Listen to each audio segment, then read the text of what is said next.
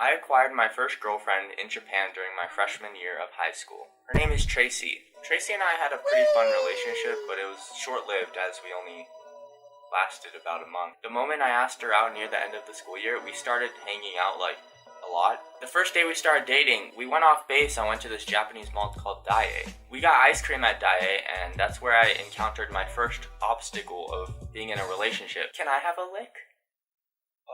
Where'd your ice cream go? I ate it. We just got it 30 seconds ago. How'd you eat it already? Did you get double scoops too?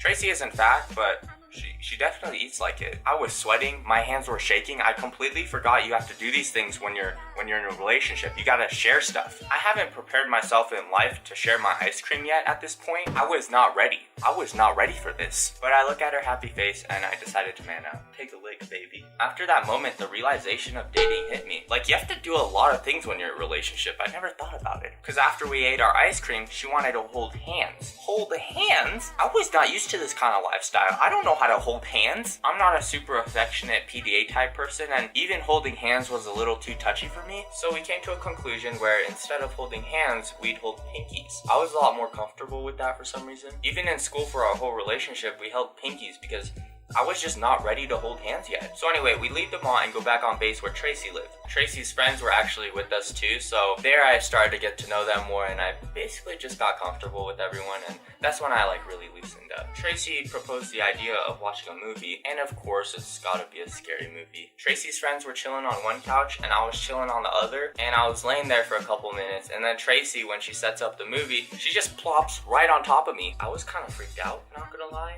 This was our first day of dating. Were we even at the cuddling stage yet? So I was laying down awkwardly with Tracy on top of me, slightly next to me, but just in this area, you know, except we're vertical, horizontal. Yeah, and my arms were kind of awkward, to the side like this. So I'm like this. Tracy takes my left hand, puts it around her, on her cantaloupe, and then takes my other hand and puts it on her stomach. The only thing I was thinking in my head at the time was, I am touching a boob right now.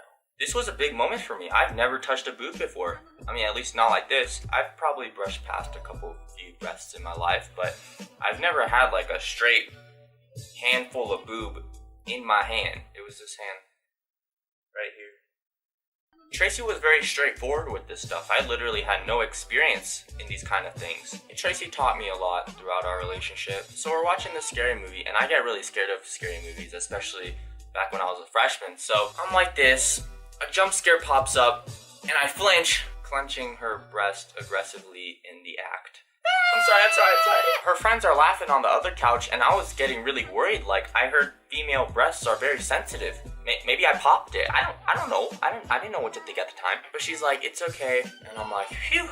And then I move my hand above her breast, more here, because I'm a gentleman. I respect her body. 10 minutes later, another jump scare pops up, and I flinch. Same thing happens. I choked her. I know this whole thing sounds fake, but I'm making this video knowing Tracy is watching this. So if you're really skeptical, you can probably do some FBI stalking shit and then go find her somehow and ask for yourself. I'm sure there's ways to find her if you really want to. But I know she's watching this, so I can't lie about this. So yeah, the end of the movie rolls by, and Tracy whispers in my ear, I